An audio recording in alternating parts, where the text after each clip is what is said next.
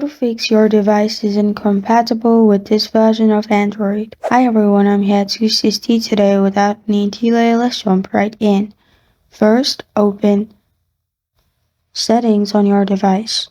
Here, scroll down at the bottom, click on System. In System, click on System Updates at the bottom. Here, if there is any update available, update your device. Sometimes not updating the device may cause some issue.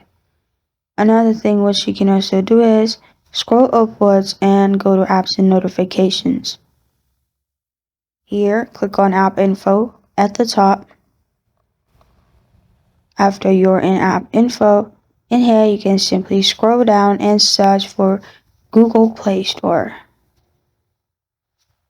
After you find Google Play Store, click on it.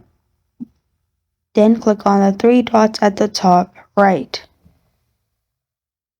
Click on Uninstall Updates. After you've done that, click on Storage and Cache in here. Click on Clear Cache. Go back